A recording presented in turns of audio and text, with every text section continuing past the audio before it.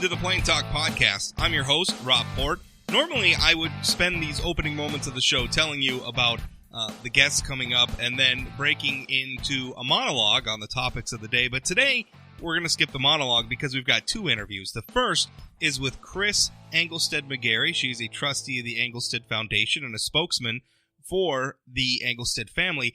They're concerned about the leadership at the University of North Dakota, of which they have been extremely generous benefactors over the years, millions upon millions of dollars for the Ralph Engelstad Arena, among other gifts to the university, scholarships, buildings, etc. So she had some very tough words for President Kennedy, saying essentially that they are going to all but stop their giving to the University of North Dakota until that institution gets a new president. She basically said President Kennedy should be fired. So stay tuned for that. And then after that, our weekly interview with Congressman Kelly Armstrong. He's fresh off his questioning of former President Trump attorney Michael Cohen, for which he got a lot of attention. We'll talk a little bit about that. We'll talk about a committee hearing he had this week on national emergencies. That's been much in the news with President Trump wanting to declare a national emergency to free up certain powers and fundings to build his border wall. And he also takes listener questions. So stay tuned for all that coming up right now.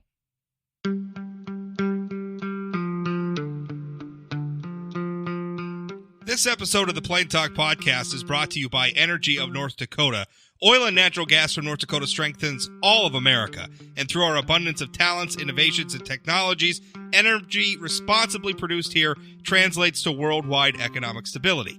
With producers and our communities working together, we're securing a sustainable future that generation after generation can build on. It's all happening right now with Energy of North Dakota. Learn more at energyofnorthdakota.com. I have with me Chris Engelstad McGarry. She is a trustee with the Engelstad Foundation. Now, anyone familiar with the University of North Dakota, where we've had no small amount of controversy lately, is familiar with the Engelstad family and what they've done. The Ralph Engelstad Arena probably is the first thing that pops into most people's minds, but trust me, the Engelstad family support for the university goes a lot further than that. I don't think it needs any introduction to the people listening to this podcast. But I wanted to talk with Chris because there's a lot of things happening at the university. I am hearing, obviously there's some stories that I broke recently concerning UND President Mark Kennedy and some of his personnel decisions with his chief of staff. There's been problems with the law school finding a new dean. There's been conflict, frankly, with the Engelstad Foundation, and I'm even hearing from people who work in fundraising for UND that with President Kennedy there, they've been struggling a little bit to bring money in and to find donations. And I wanted, Chris, to talk to you as one of the most important. I mean, your family obviously is one of the most important supporters of the University of North Dakota, and talk with you and just get your feeling on this. How do you feel about everything that's been going on? Very confused. It's no secret as well that we have not been fans of the sitting president of Mark Kennedy for a variety of reasons. But now my concerns have gone to a level of the governance that's happening in North Dakota and the Board of Education. They are his bosses. Somebody has to take responsibility for decisions that are being made where there are gaps. I mean, one of the primary jobs of a university president is fundraising. He basically is incapable of fundraising because he's offended so many donors. So I feel sorry for the Alumni Foundation and other people who are trying to cultivate that. They are going to have a very difficult time getting funds, and I have put on record that they're getting no funds from us until he's not there any longer. The problem that I see as I was watching the articles come out this week isn't so much the fact that he has, left to go to another university and apply for a job. He has alienated donors. He's given pay raises to people and changed their job titles to suit him.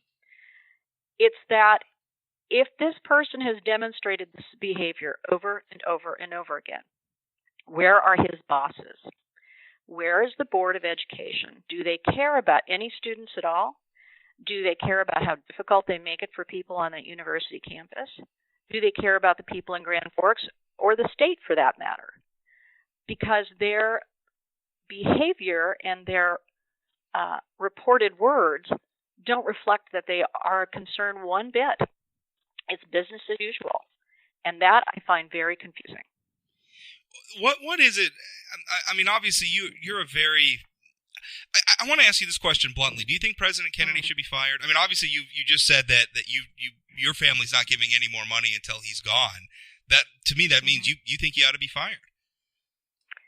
Well, you know what? I've hesitated about saying that before because I certainly think that he has been a really poor fit for the job and that he shouldn't be in the position he is. I was hoping that when it came time for contract renewal, it would just become a little more natural and that the contract would not get renewed. That would have been the easiest way to go about everything.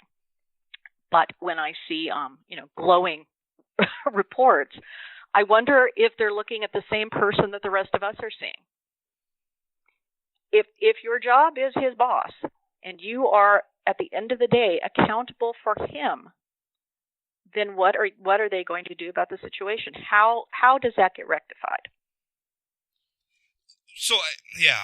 Well, I mean, the university can't be hurt any more than it's being hurt now anyway. Okay. Sometimes things have to happen, and you have to swallow your pride a bit and move on. So that's what you feel ought to happen. Conducive. You yeah, feel it's like not maybe conducive.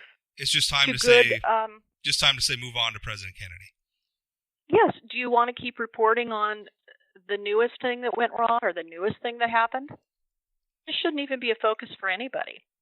They should be talking about students and graduations and programs of excellence, not this. We have to get stuck in this minutia, and it's really just such a pity and such a waste of time. What do you think? I mean, obviously, you've talked about his. We've talked about some of the personnel decisions, some of the management style, and things that he's done at the University of North Dakota. I mean, let's roll back the clock. I mean, was there any time where you were hopeful about President Kennedy? When did things go sour with him in your mind? Oh, I think President Kennedy went wrong with us right out of the gate. I mean, I don't think we had a honeymoon period.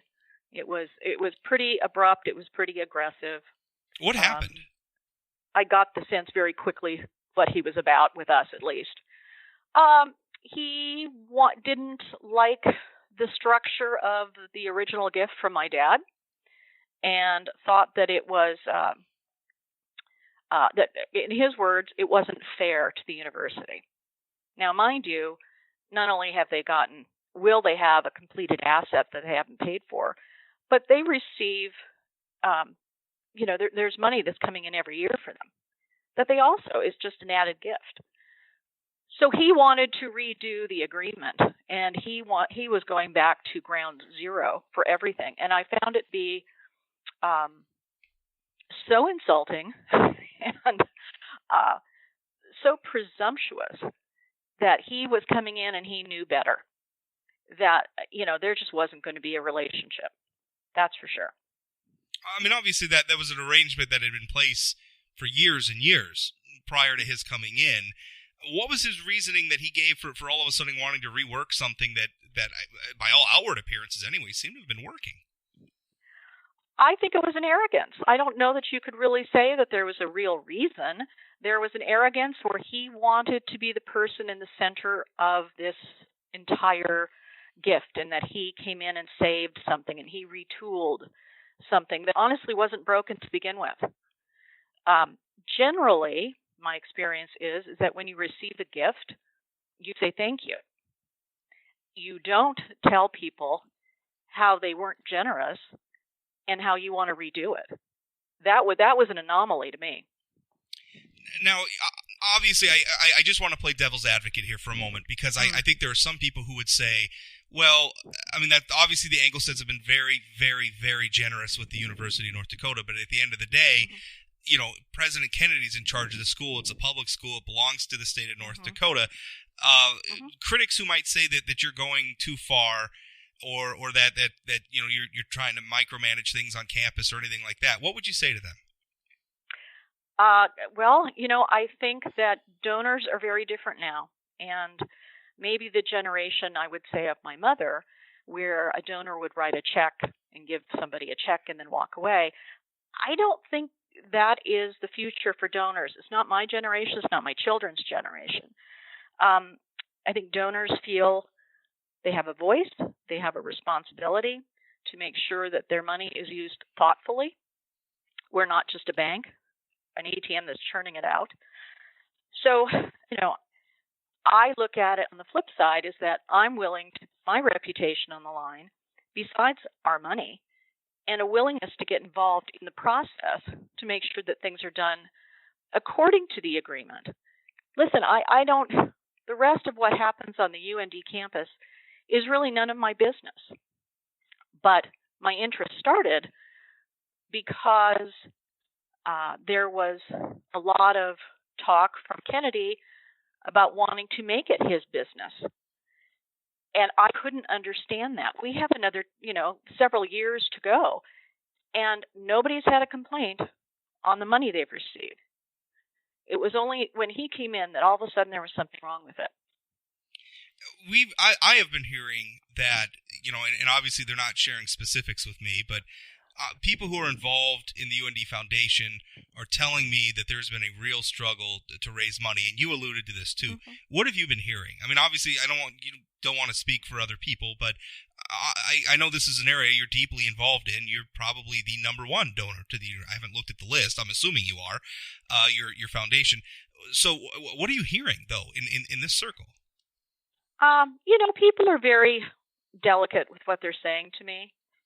I only know, the people at the UND Alumni Foundation, and we haven't traded stories, but it wouldn't be a surprise to me. It's difficult to get donors. I mean, we are a major donor. But everybody's a major donor, right? So if you're going to leave them $100,000 or leave them some land or whatever that is, that's a lot to you, and that is a gift from the heart. If you see a major donor who's unhappy with how their gift is treated, why would any other donor feel their gift is going to be treated any better? Well, because going back to something you just said about donors in the past maybe just writing a check and walking away, you're saying mm-hmm. that there's a new generation of donors who feel there's an ongoing relationship there. I mean, sometimes, that's when you make a commitment to a university and you give a gift, there's really no pulling it back. I mean, you become at the mercy of the university. I mean, you could set up, guidelines and everything else beforehand and before you make the deal. But once it happens, you're kind of at their mercy. Is that kind of how you feel right now where you've No, not at all. Okay. No, I don't at all. I feel as if it unfortunately has made us very, very particular in agreements that are drawn up because we believe in these as true partnerships. But if you're going into it not trusting your partner, you have to hold them very accountable. And in the case of a university, that face of the university changes. I mean, I think since my parents gave the gift, there have been 4 presidents, maybe 5. And so, it's really the institution. And again, going back to the board and the bosses, it's the institution that has to be held accountable. These guys are pretty much the same people who are in passing. They're not from the community. They're building a resume. They're moving on.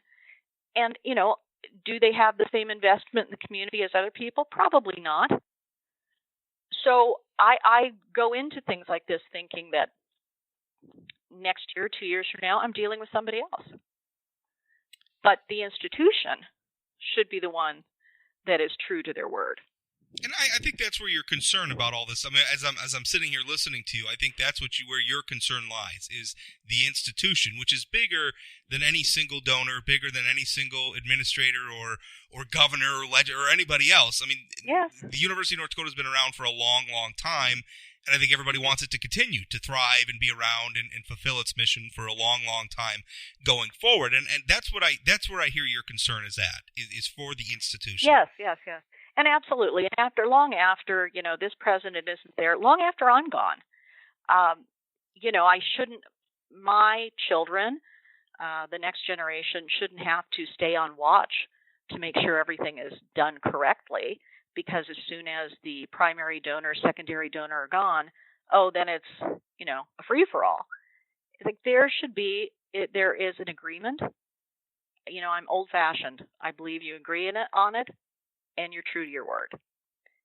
You shouldn't have to be on your toes and playing word games to figure out if it really fits into your agenda. You said earlier in the interview, he's getting no funds from us until somebody else is in there, referring to President Kennedy. Is that the first? I mean, is that the first time you've said that publicly? I mean, is that? I guess I haven't. I didn't notice. And what does that look like? I mean, what does that look like? Well, this is what it looks like. We have an arena we're really proud of. We have players who are students foremost, and we're proud of them. We will continue to support students. We will support them in scholarships. We will do those type of things because, again, at the end of the day, it's about the student. But, there's never been an end to the university coming to us and having a new building they want, this new building, that new building. Those things will not happen. It's just, why would I want to continue to partner with somebody that I think is untrustworthy? Well, that says a lot right there. Chris, I thank you for your time. Yep, thank you.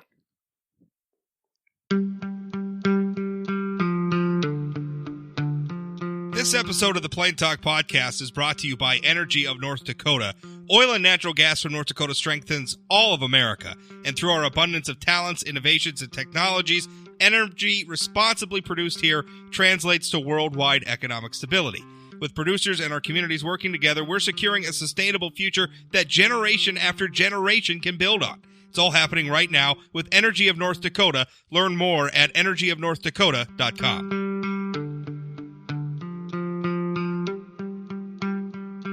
Congressman Kelly Armstrong joining me now, as he does every week, to take your questions. Remember, if you want to submit your questions ahead of time, whenever you're thinking about it, you're thinking, boy, I wonder what Congressman Armstrong thinks about this, where he's at on that. Pull out your smartphone, send an email to rob@sayanythingblog.com, or the day of, which is usually Thursdays. That's when we have it scheduled for. Sometimes it'll change. I'll put up an open thread on my Facebook channels. You can find me on Facebook, on Twitter, and I'll just ask, what are your questions? You can send them to me, or, again, email them to me, rob@sayanythingblog.com. We got some questions this week for Congressman Armstrong, who Kelly, you made you got a lot of reactions with your questioning of former Trump attorney Michael Cohen during the oversight hearing yesterday. Tell us about that. I mean, you were tough on the guy. Yeah, and you can't do this job without a staff. This was obviously coming. I think by all probably, at least media accounts, it's probably the biggest hearing that's happened in Congress since Hillary Clinton testified on Benghazi. But he had said something about 5 minutes earlier in his testimony. So all the hard work that my staff did and we went through kind of went out the window. And it was basically on attorney-client privilege, having, quite frankly, nothing to do with the president. But given the course of his entire testimony, I felt like he continued both in his written statements, his sentencing statement, and throughout the entire day to just mitigate his own culpability in any of these things, particularly in the crimes he pled guilty to not related to Donald Trump. And he said something that really got under my skin. When the chairman of the committee asked him to turn over 100 tapes, of which he had already admitted a lot of those were attorney-client tapes, which he recorded, which is absolutely unethical as a lawyer. And without even blinking an eye, he was just like, sure, you can have them. And I know he got disbarred, and I know all of those other things. But as somebody who defends attorneys from a lot of constant criticism, I was really upset because that is one thing you do not do as an attorney. You do not violate attorney-client privilege. And he didn't even bat an eye. He just said, absolutely, go ahead. So that's not past bad conduct. That's not past unethical conduct. That happened 5 minutes before I asked him those questions. And I will be 100% honest. I was fired up and I was mad. We could tell. But let me.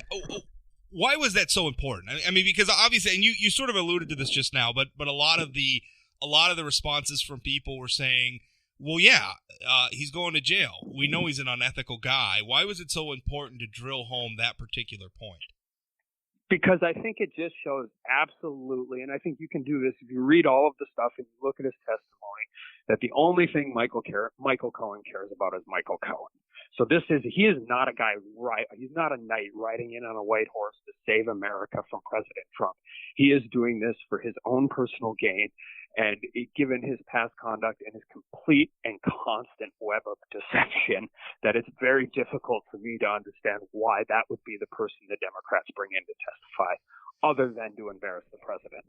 Did he say anything at all yesterday that you felt was valuable or revealing to you? No, I mean, if you take all of the pomp and circumstance out of yesterday, I don't think there was anything new that was discovered.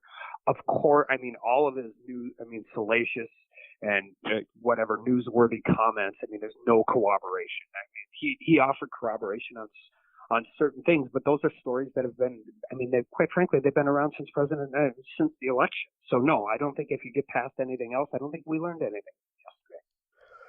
I want to get to some of the questions, and first of all, I mean, there was a lot of praise for what you did yesterday. Luke on Twitter said, "No questions today, just a compliment. Great job with your questioning of Cohen. Kelly, you were one of the few sharp minds on the Republican side. Proud of you." Also had from Scott says, "Is he ready and willing to play the next Trey Gowdy?" And Joanna says, "Please tell him he was awesome at the Cohen hearings and to keep up the good work." So a lot of praise for your questioning yesterday. Well, I appreciate that because there's been plenty of criticism too, and I mean that's part of this job, so we'll deal with it. But it was really just, it was. There's other things that I think are fairly interesting. The chairman of the Federal Reserve was testifying yesterday in front of Congress, and I didn't even know about it until later in the day.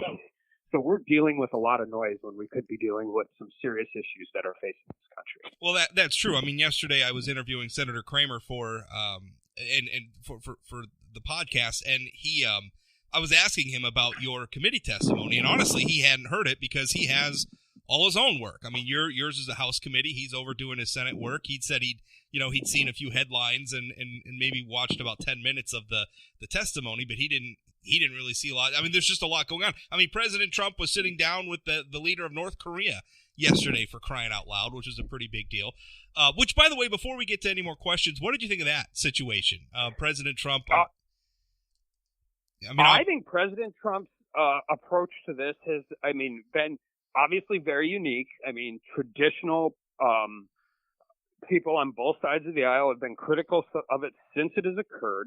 But the bottom line is, since he has been president, the escalation of the North Korean threat has gone down significantly, and he should be applauded for that. And I also think he should be applauded for having the conversation, meeting with them, and then backing away when they wouldn't do what we required. I think it was. I mean, as long as we can continue to have those conversations with North Korea and eventually get to a spot where we get really solid reform, I think it's a conversation worth having.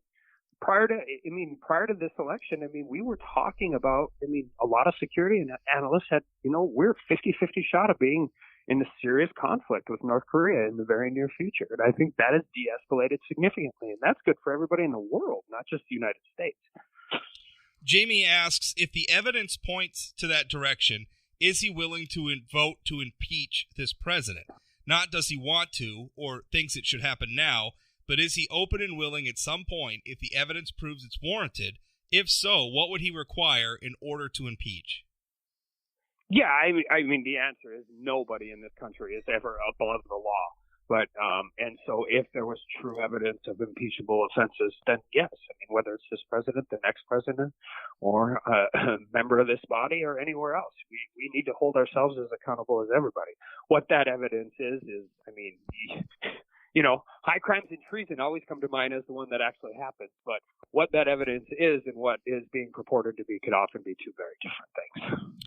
Val asks, already Kramer voted against the president pulling our troops out of Syria and elsewhere. I'm sick of being the world's policeman. Bring our troops home. Watch the movie Indivisible and you will see what these overseas conflicts are costing our military families. Will you back the president when he wants to bring the troops home?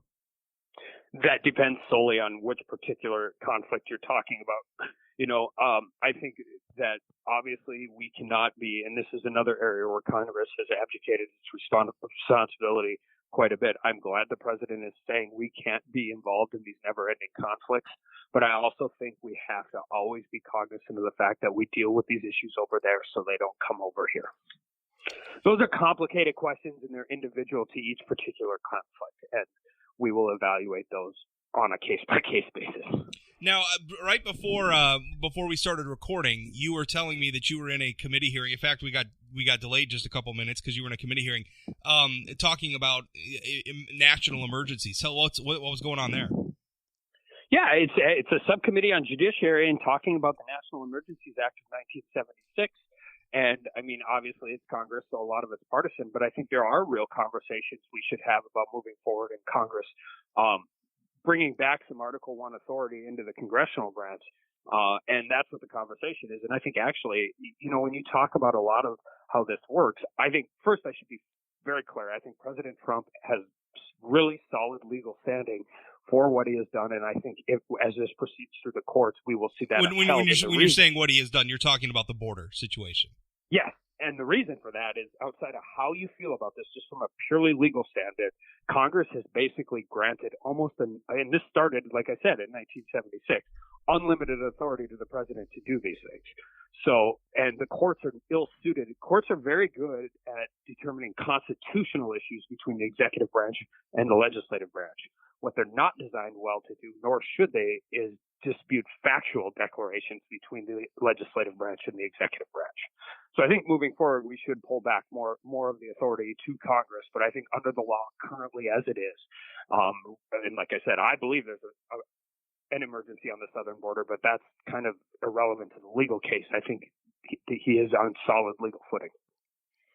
Do you, I'm glad we're having this debate because I will tell you I am a little skeptical of President Trump declaring this an emergency. And what makes me skeptical is what does and does not constitute an emergency is a subjective thing. I think what you just said, courts are really good about, drawing the lines between where Congress's authority ends and where the president's begins and things like that. I think you're right. I think they're good. I think where the courts are not so good is a given judge or a given panel of judges saying this is an emergency or that's not an emergency because they're just people. And we can all look at the same set of facts and reach different conclusions. And so what I'm getting at here is what I'm very worried about is that if President Trump does this, because I do think, I know a lot of people are saying, well, previous presidents have declared national emergencies, and that's right, but I think this is a little bit of a unique situation where, the president himself has even said, I don't really have to do this, but I'm going to do it, basically because Congress isn't acting, and so he's going to declare an emergency so he can act. That's an explicitly political use of this power, and what I'm worried about is I feel like we're crossing a Rubicon there, and if we cross it, at some point in the future we're going to have a Democratic president, and I'm afraid that Democratic president is going to say climate change is an emergency. Now we're going to start implementing all sorts of green policies that are going to be very detrimental to our energy industry here in North Dakota for the sake of this national climate change emergency. Does that not concern you? It concerns me greatly, but I think the problem is, and this is where I would challenge your premise, this Rubicon has been passed long before President Trump did this. And that's what, this obviously it's a hearing and it's Congress, so there's a lot of partisanship going on. There's also a lot of bipartisanship going on in recognition of the fact that this is not nearly, it's unique because of the current political climate we are in and because of this president. But the problem, Rob, is we have really ceded our authority to the executive branch, not to President Trump, to the executive branch over the course of 30 years. And so the Rubicon, quite frankly, has already been crossed. The distinction you're drawing is a political one, but I'm just telling you the legal one already exists. Do you feel? What would putting this? Because I think what both you and I are getting at is, hey, let's put some of this back in the box. And hopefully that's a fair description of what you're talking about. But what does that look like to you? I realize you're just having a hearing and we're just starting this debate. Maybe there's not a conclusive answer, but what does it look like to you in terms of giving Congress some say in how the president does this? Well, there would be significant reform to the National Emergencies Act, which, quite frankly, I think is probably not all that realistic. But given the nature and the polarized nature of our Congress right now, but a very simple thing would be to come up with a clear and concise definition of what a national emergency is. I mean, there was one on blood diamonds. I mean, not that is not a serious issue, but that is not a national emergency to the state of or to the country of the United States. I mean, we talk about the appropriations for military funds and border security and all of those different things.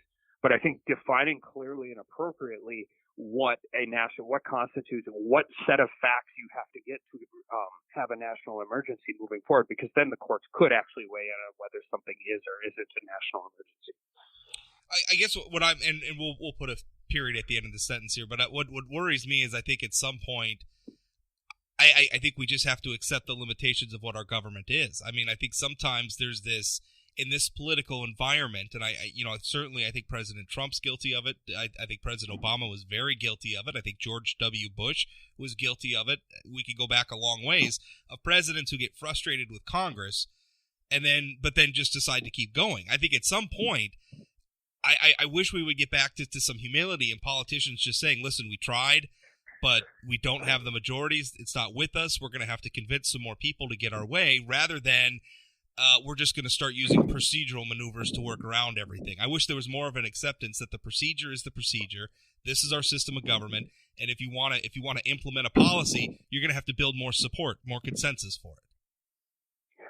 You know what? I'm going to agree with that, except I'm going to just twist it just one little bit. The real failure to act here isn't necessarily isn't President Obama, President Trump, President Bush. The failure to act is Congress. Congress continues to give more power to the executive branch, so they don't have to make tough decisions and go back home and run for election every 2 years. Well, really, and we should take more of that authority back, and we should have more political courage to do so. Congress does that we do it, frankly, with the courts too, where it's just, we'll leave something vague or undefined and then just hope the courts at some point will weigh in and clear everything up for us, which just seems. I just asked Professor Turley in the subcommittee. I said, the people who are pursuing this lawsuit, I mean, are you a little worried that be careful what you wish for? You might get it, because the last thing in the world we want the courts doing is having more authority to determine facts and not constitutional questions, particularly when it is a fight between the executive branch and the legislative branch. Kelly, that's it. Thanks for your time, as always. Absolutely. Thanks, Rob.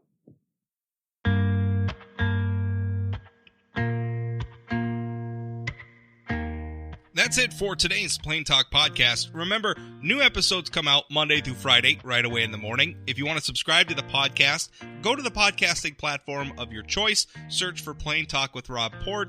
You should be able to find it. If not, email me, rob@sayanythingblog.com. And by the way, you can use that email for just about anything. If you got feedback on the show, if you have questions for our weekly guest, Senator Kevin Cramer or Congressman Kelly Armstrong, you could submit those via there. Or if you just want to say hi, you can email me and say hi, because I like it when people say hi.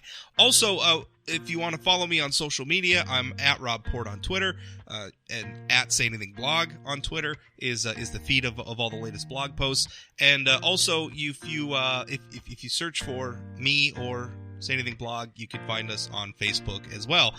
And by the way, all new episodes of this podcast do get posted at sayanythingblog.com. So if you're not into having a podcasting app on your phone or your computer or what have you, you can just listen that way. Thanks for listening. We'll talk again.